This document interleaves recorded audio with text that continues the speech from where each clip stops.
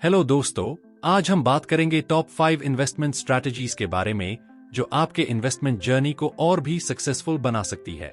चाहे आप बिगिनर हो या एक्सपीरियंस्ड इन्वेस्टर, ये स्ट्रैटेजीज आपके पोर्टफोलियो को बेटर बनाने में हेल्प करेंगी। तो चलिए शुरू करते हैं। सबसे पहली स्ट्रैटेजी है डॉलर कॉस्ट एवरेजिंग यानी DCA। दोस्तों, इस स्ट्रैटेजी में आप फिक्स्ड अमाउंट रेगुलरली इन्वेस्ट करते हो, चाहे मार्केट ऊपर हो या नीचे। जैसे अगर आप हर महीने 5,000 रुपीज इन्वेस्ट करते हो, तो मार्केट के हर लेवल पे आपको कुछ ना कुछ शेयर्स मिलते रहेंगे। इसका फायदा ये होता है कि आपको मार्केट टाइमिंग की टेंशन नहीं लेनी पड़ती। मार्केट नीचे भी हो तब भी आपको शेयर्स मिल रहे हैं, और जब मार्केट ऊपर हो तब भी। लॉन्ग टर्म में आपका एवरेज बाइंग प्राइस कंट्रोल में रहता है और रिस्क काफी कम हो जाता है। ये स्ट्रैटेजी बिगिनर्स के लिए स्पेशली इफेक्टिव है जो मार्केट को टाइम नहीं करना चाहते। दूसरी स्ट्रैटेजी है वैल्यू इन्वेस्टिंग। ये strategy legendary investor Warren Buffett की फेवरेट है। इसमें आप उन स्टॉक्स को ढूंढते हो जो मार्केट में अंडरवैल्यूड है, यानी जिन कंपनीज की रियल वैल्यू मार्केट प्राइस से ज्यादा है। वैल्यू इन्वेस्टर्स का मेन फोकस होता है कंपनीज के फंडामेंटल्स पर, जैसे उनके अर्निंग्स, एसेट्स और फ्यूचर ग्रोथ पोटेंशियल। जब मार्केट किसी रीजन से उन कंपनीज को अंडरवैल्यू कर देता है, तब वैल्यू इन्वेस्टर्स उनमें इन्वेस्ट करते हैं, और जब मार्केट उनकी रियल वैल्यू रिकॉग्नाइज करता है तब उन्हें अच्छा रिटर्न मिलता है। तीसरी स्ट्रैटेजी है ग्रोथ इन्वेस्टिंग।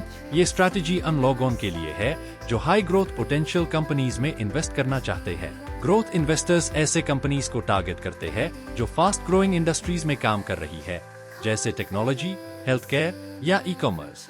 ये कंपनीज ज्यादा प्रॉफिट्स अभी नहीं कमा रही होती, लेकिन फ्यूचर में उनके अर्निंग्स बढ़ने के चांसेस बहुत होते हैं। रिस्क ज्यादा होता है, लेकिन अगर आपकी रिसर्च स्ट्रॉन्ग है तो रिटर्न्स भी काफी इंप्रेसिव हो सकते हैं। चौथी स्ट्रैटेजी है डिविडेंड इन्वेस्टिंग। ये स्ट्रैटेजी उन लोगों के लिए बेस्ट है जो रेगुलर इनकम चाहते हैं। डिविडेंड इन्वेस्टिंग में आप ऐसे स्टॉक्स में इन्वेस्ट करते हो जो अपने शेयर होल्डर्स को रेगुलर डिविडेंड्स देते हैं, यानी प्रॉफिट्स का एक हिस्सा उनको रिटर्न करते हैं। अच्छी बात यह है कि अगर आप इन डिविडेंड्स को वापस इन्वेस्ट करते हो तो आपका पोर्टफोलियो और जल्दी ग्रो होता है।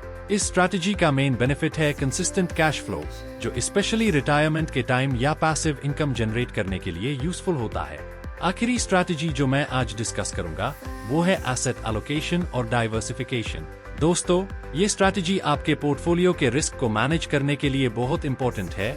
इसमें आप अपने इन्वेस्टमेंट्स को डिफरेंट एसेट क्लासेस में डिस्ट्रीब्यूट करते हो, जैसे स्टॉक्स, बॉन्ड्स, रियल एस्टेट और कमोडिटीज। डाइवर्सिफिकेशन का फायदा ये है कि अगर एक एसेट क्लास परफॉर्म नहीं करती तो दूसरी एसेट क्लासेस अस लॉस को बैलेंस कर सकती है। फॉर एग्जाम्पल, अगर स्टॉक मार्केट डाउन है तो हो सकता है आपके बॉन्ड्स या गोल्ड ने अस लॉस को कवर कर दिया हो। इस स्ट्रैटेजी से आपका ओवरऑल रिस्क काफी रिड्यूस हो जाता है और लॉन्ग टर्म स्टेबिलिटी मिलती है। एक और बात दोस्तों, जब आप इन स्ट्रैटेजीज को फॉलो करते हो तो अपने लॉन्ग टर्म गोल्स को हमेशा याद रखो।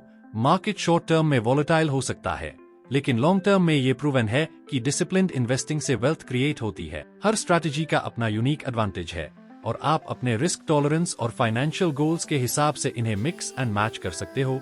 आज से ही अपने फ्यूचर के लिए इन्वेस्ट करना शुरू करो और देखो कैसे टाइम के साथ आपका पैसा आपके लिए काम करना शुरू करता है। तो दोस्तों, ये थी टॉप 5 इन्वेस्टमेंट स्ट्रैटेजीज जो आपको अपने फाइनेंशियल गोल्स अचीव करने में हेल्प कर सकती है।